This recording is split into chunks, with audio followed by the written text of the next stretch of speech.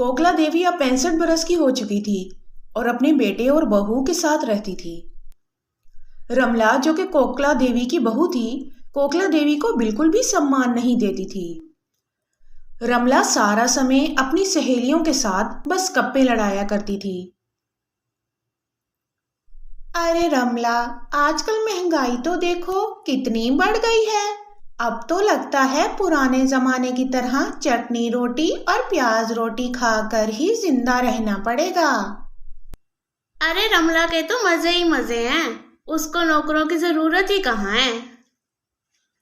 अरे इसकी सास जो है, तभी तो रमला को बहुत मजे आ रहे हैं और नौकर के पैसे भी बच जाते हैं।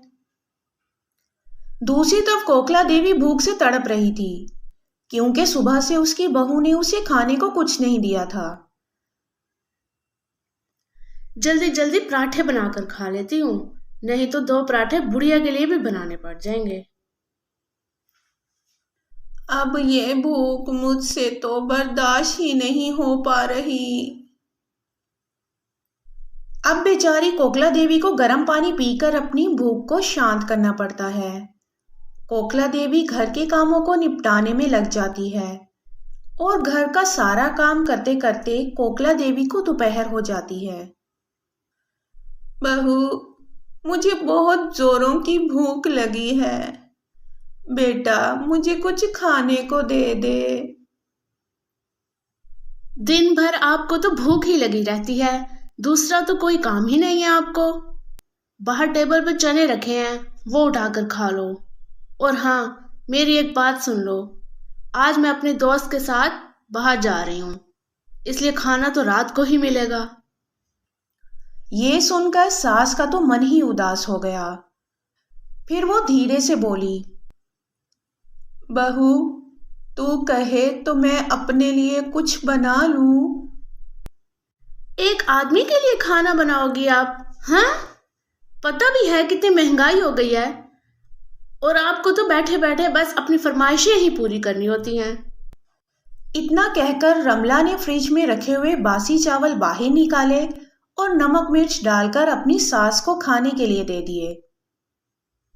लो, ये खा लो, और देखो किसी भी चीज को हाथ ना लगाना। इतना कहकर रमला वहां से चली गई। चावल फ्रिज में तो रखे थे, लेकिन वो फिर भी खराब हो गए थे, उनसे बदबू आने लगी थी। कोकला देवी ने उन चावलों की जगह अपने लिए ताजा खिचड़ी बनाई और आराम से पेट भरकर खिचड़ी खाई। फिर चुपचाप बर्तन धोकर किचन से चली जाती है और अपने कमरे में जाकर सो जाती है। रमला और प्रकाश अपने कमरे में बैठे थे। तभी रमला बोली, पतिदेव, आपने ये गाना सुना? आजकल बहुत वायरल है। आ तेनु मौज करावा, आ तेनु सैर करावा, आ तेरे सदके जावा, आ। ये सुनने में तो बहुत अच्छा लग रहा है, मैं अभी ये गाना सुनता हूँ। फिर अगले दिन प्रकाश अपनी माँ के कमरे में आया और बोला, माँ, आजकल महंगाई बहुत बढ़ गई है और मुझे घर चलाने में दिक्कत पेश आ रही है। माँ, मैं सोच रहा हूँ घर का ये कमरा किराए पर दे दिया जाए। किराया आने पर घर खर्च में थोड़ी मदद मिलेगी। बेटा, जो तुम्हें सही लगे तुम वही करो। माँ, वो क्या है ना कि आप अपना ये कमरा खाली कर दो और नीचे वाले कमरे में शिफ्ट हो जाओ। वो कमरा छोटा है और उसमें टॉयलेट भी नहीं है, उसे कोई किराए पर नहीं लेगा। लेकिन बेटा, मैं उधर रहूंगी तो टॉयलेट कैसे जाऊंगी? माँ, आप बाहर के टॉयलेट चले जाना, और वैसे भी पापा की मौत के बाद आपको बड़े कमरे की क्या जरूरत है। बेचारी कोकला देवी चुपचाप उस छोटे से कमरे में शिफ्ट हो गई, जहां सिर्फ एक चटाई ही बिछाई जा सकती थी। वो छोटा सा कमरा जो एक स्टोर रूम था, उसमें कोकला देवी का दम घुटने लगा। लेकिन फिर भी वो इस कमरे में अपनी जिंदगी के बाकी दिन काटने पर मजबूर थी। कोकला देवी के कमरे में कुमार नाम का एक किराएदार भी आ चुका था, जो एक एनजीओ में काम करता था। कुमार हर रोज ये देखता कि रमला और प्रकाश कोकला के साथ बुरा सलूक करते थे। रमला और उसके पति प्रकाश का तो अपनी माँ से कुछ लेना देना ही नहीं था।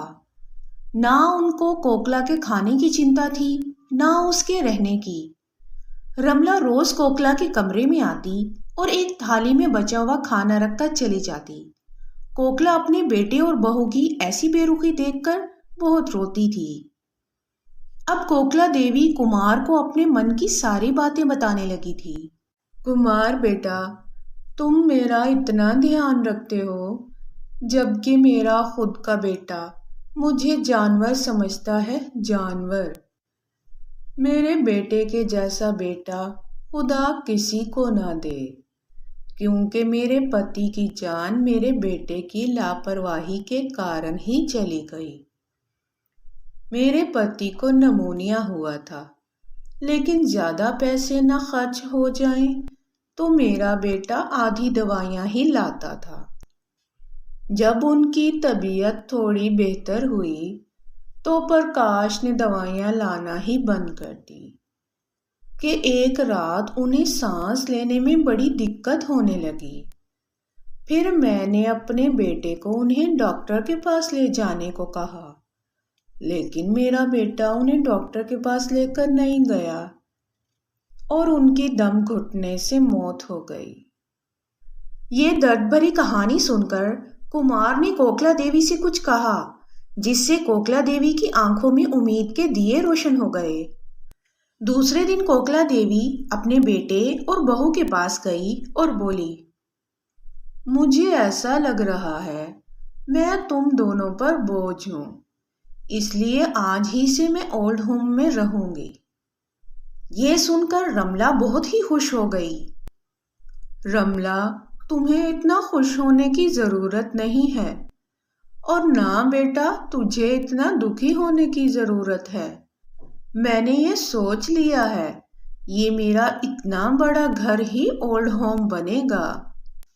कोकला देवी की ये बात सुनकर दोनों मियाँ बीवी के पैरों तले तो मानो जमीन ही खिसक गई। माँ, तू पागल तो नहीं हो गई? इस घर पर मेरा हक है। मेरे बेटे, तुम ये भूल रहे हो कि ये घर अभी तक मेरे नाम पर है। माँ, मुझे माफ कर दो। अब से हम दोनों आपका अच्छा ख्याल रखेंगे। आप इस घर को ओल्ड होम बनाने का सोचना भी मत। तुमने कभी भी अपने माँ बाप के बारे में नहीं सोचा, तो मैं अब क्यों तुम्हारे बारे में सोचूं? इतना कहकर कोकला देवी वहां से चली गई। कोकला को अब सब कुछ समझ में आ गया था, इसलिए उसने कुमार की बात मानकर अपने घर को ओल्ड होम में बदल दिया था, जिसमें अब परिवार से ठुकराए हुए लोग रहने लगे थे। और इन लोगों के साथ रहकर कोकला बहुत खुश थी। कुमार भी वहीं रहकर उनकी मदद करने लगा।